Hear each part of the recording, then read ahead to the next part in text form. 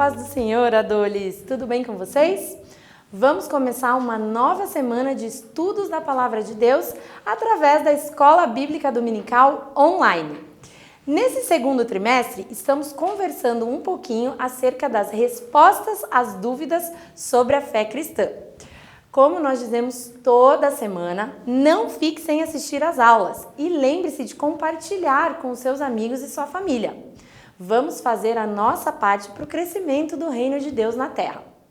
Bem, a aula de hoje é a aula número 7 e tem como título Quem é o Espírito Santo? Um título bem interessante, né? Então, nessa lição, a gente vai estudar a respeito da doutrina do Espírito Santo, também conhecida como pneumatologia. Trataremos a respeito da pessoa e a obra da terceira pessoa da Trindade e sua ação santificadora nas nossas vidas. Nós veremos que o Espírito Santo é Deus e que nosso corpo é a sua morada. Vamos começar então, porque hoje a gente tem bastante coisa para conversar. Eu quero que vocês peguem as suas Bíblias e vamos abrir juntos no meu evangelho favorito, que é o de João, o apóstolo João, o apóstolo do amor, né?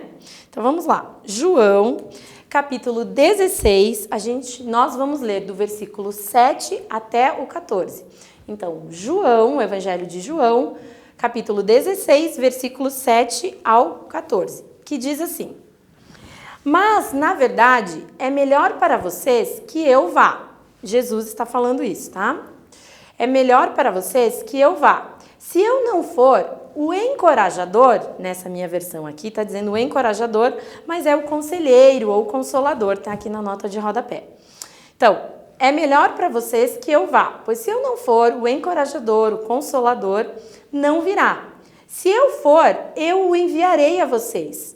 Quando ele vier, convencerá o mundo do pecado, da justiça e do juízo.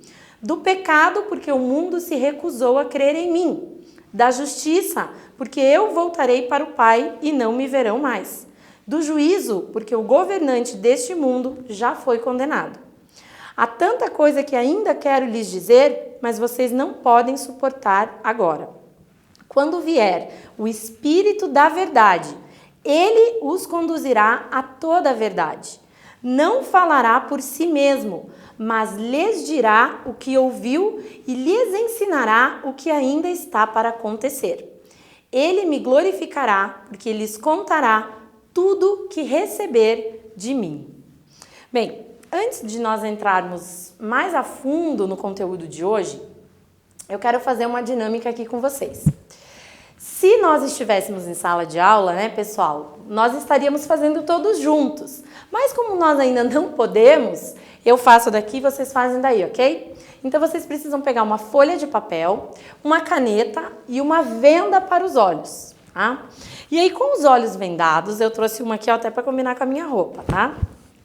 Com os olhos vendados, nós vamos desenhar, ó, o meu papel tá bem grandão aqui para todo mundo conseguir ver. Nós vamos desenhar um sol, uma nuvem, alguns pássaros voando, árvores e flores. Vamos lá desenhar então? Acho que eu vou desenhar de azul. Lembrando, nós vamos desenhar um sol, uma nuvem, pássaros voando e flores, tá bom? Árvores também. Vamos lá, todo mundo de olho vendado. Pega aí o seu desenho, deixa eu ver o meu aqui, e vamos desenhar. Então eu vou começar com o sol, deixa eu ver, acho que eu vou fazer aqui, ó. Vamos lá. Um sol, agora eu vou fazer uma nuvem. Vou fazer mais, a nuvem tá aqui, acho que eu vou fazer mais aqui a árvore. Que mais que eu falei? Pássaros voando. Aqui assim, né? Fazer mais ou menos, eu acho que a minha árvore tá. E vou fazer flores. Ixi, agora eu não lembro onde que tava a árvore. Tá, acho que eu vou fazer aqui, então, uma flor. Um cabinho. Eu vou subir aqui e fazer uma... aqui. Mais uma flor. Pronto. Todo mundo terminou? Acho que era isso que eu falei, né? Um sol, uma nuvem, árvores e flores. Vamos ver nosso desenho, então? Vamos lá. Nossa, olha aqui. Até que não ficou tão ruim, né? Para quem não estava enxergando. Eu só pus um pássaro em cima da flor, Mais ou menos, né? Essa obra de arte maravilhosa aqui, né?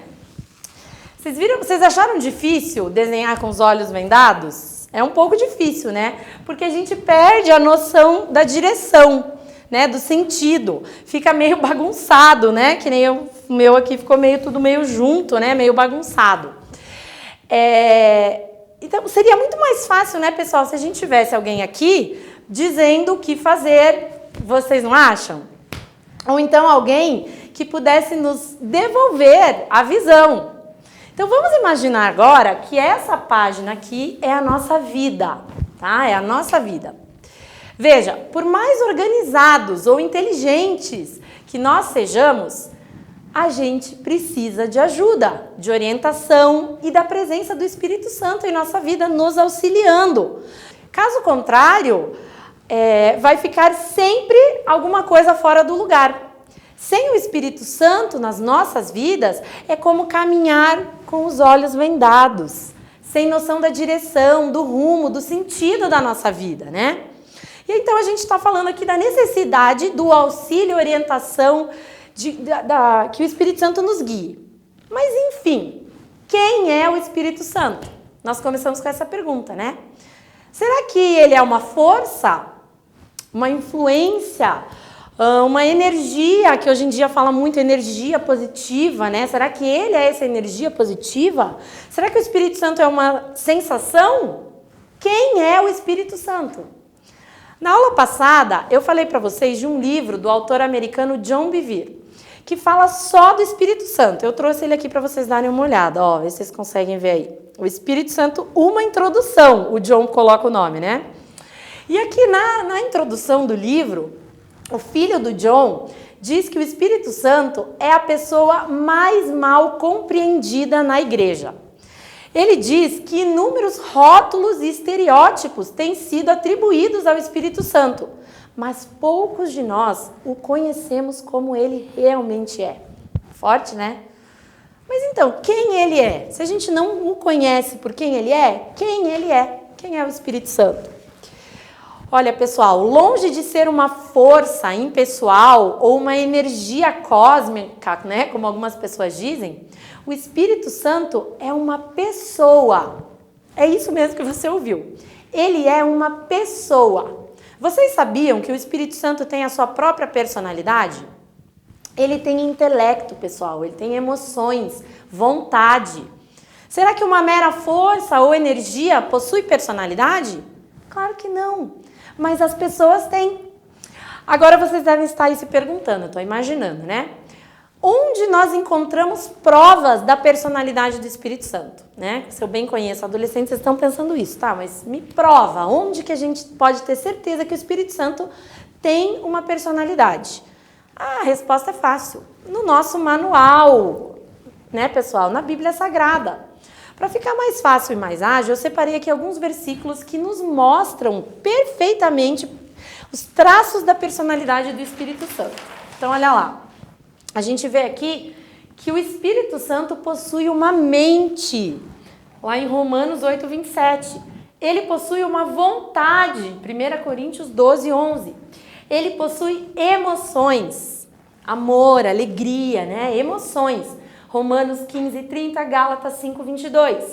O Espírito Santo consola, Atos 9, 31. Ele fala, Atos 3 e 2, Hebreus 3 e 7, 1 Timóteo 4 e 1. Ele ensina, 1 Coríntios 2, 13. Ele intercede, Romanos 8, 26. Ele guia, Romanos 8, 14. Ele testifica. O que é esse testifica aqui?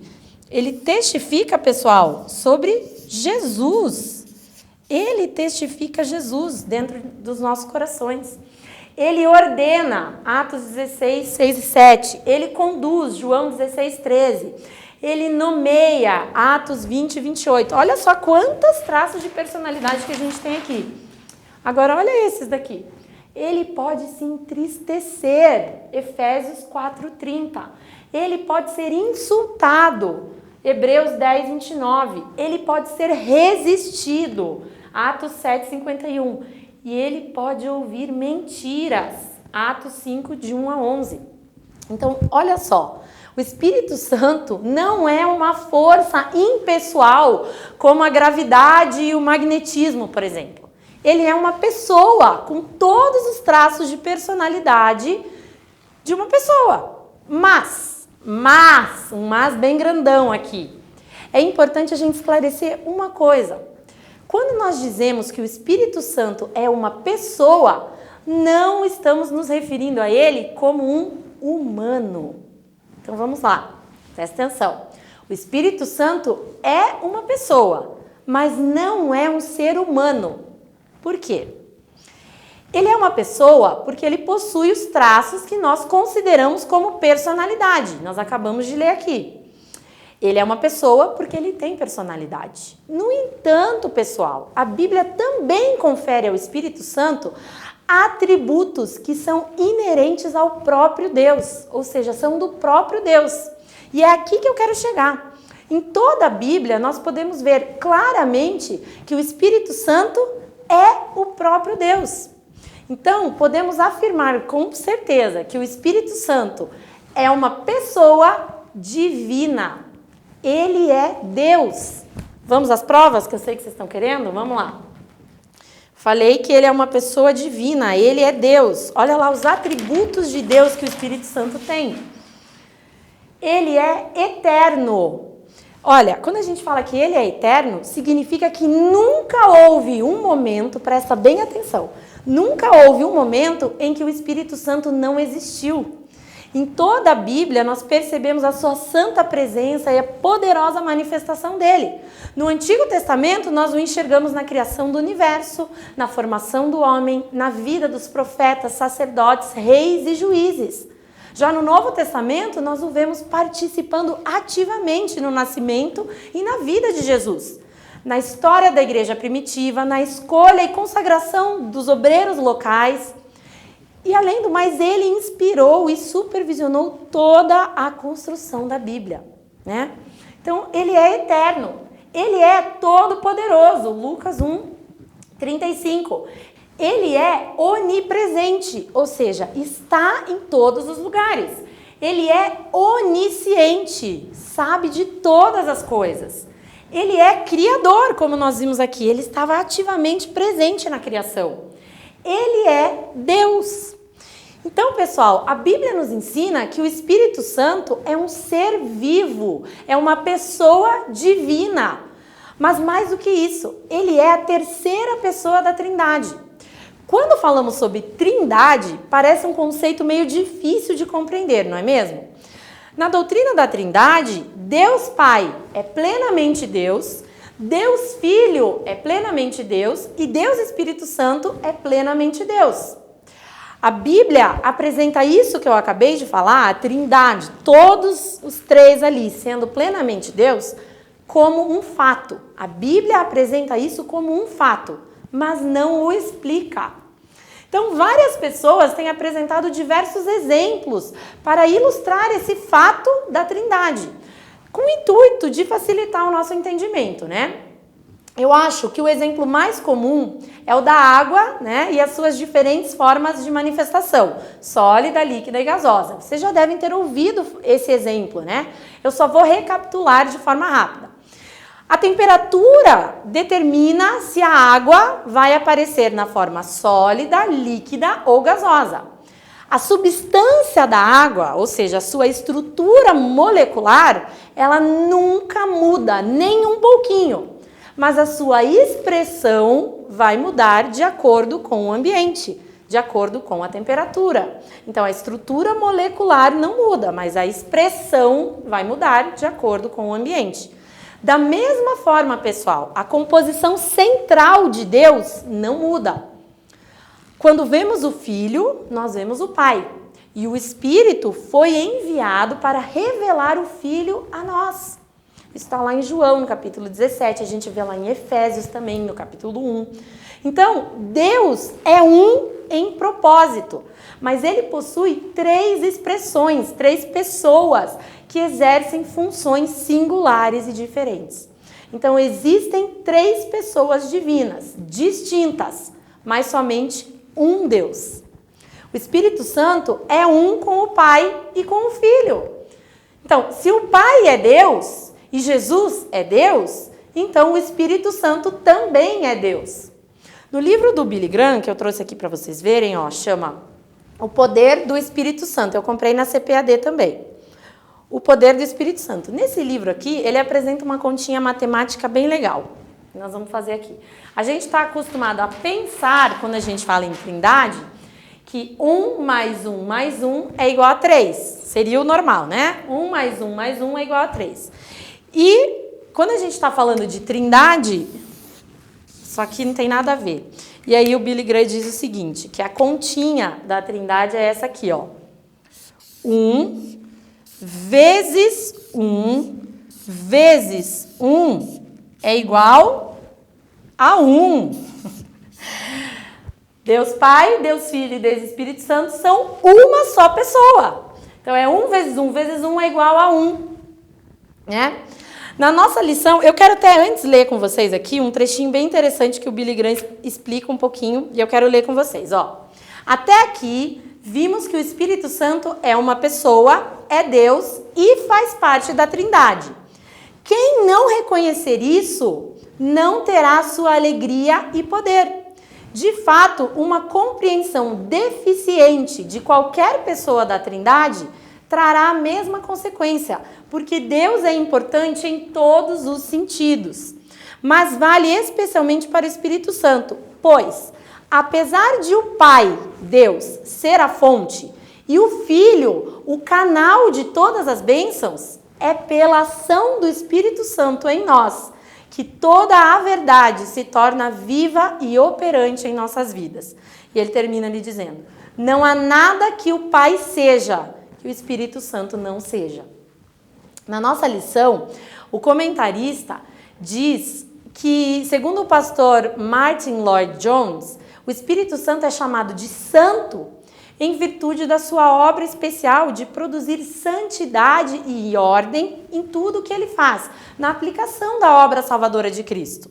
Lembra que eu falei na aula passada que o Espírito Santo é o executador da vontade de Deus? Ele é o manifestador da vontade de Deus?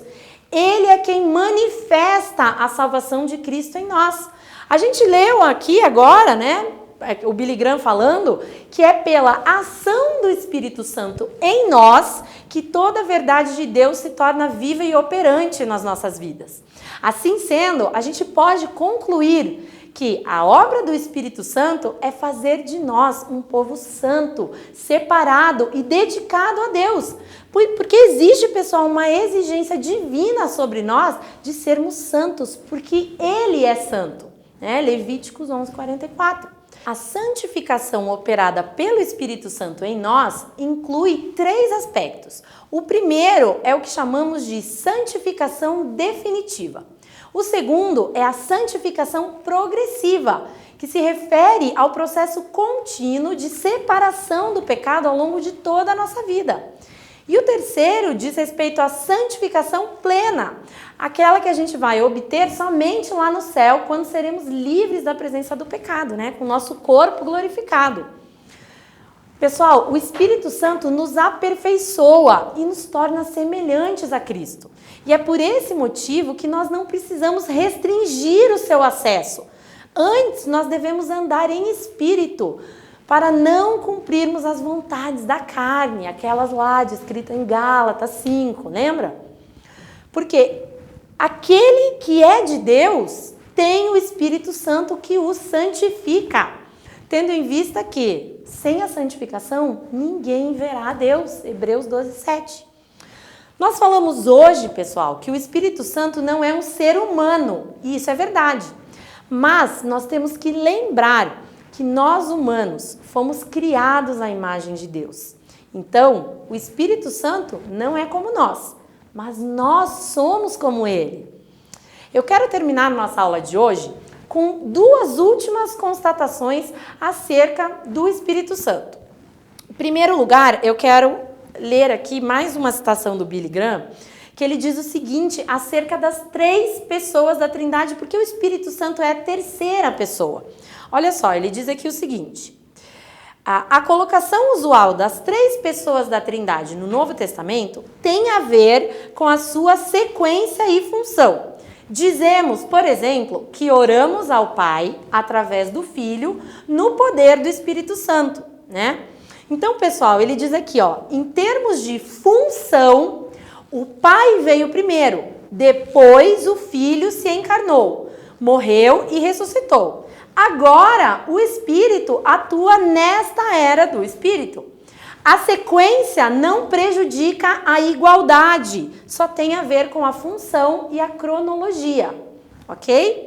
Então, a sequência não é porque ele é o terceiro menos importante, não. É porque ele diz aqui, ó, Deus Pai veio primeiro, depois o Filho se encarnou, morreu e ressuscitou, e agora o Espírito age na era do Espírito. Mas isso não tira, a sequência não prejudica essa igualdade aqui, tá bom?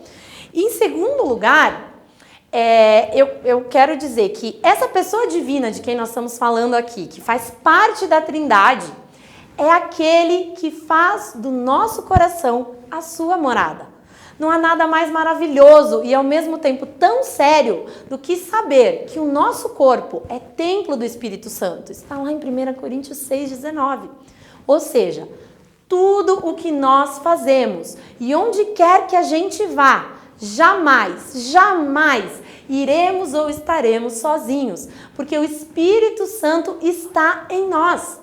Essa constatação é muito preciosa, porque ela expressa a ideia de que temos um amigo invisível, porém real, ao nosso lado, todos os dias, pessoal. A habitação permanente do Espírito Santo na nossa vida deve promover tanto uma consciência quanto uma responsabilidade e temor, pois aquilo que a gente realiza com o nosso corpo, o Espírito Santo está envolvido. Você não é uma casa abandonada, adolescente, sem cuidado ou sem dono. Você é morada do Espírito Santo.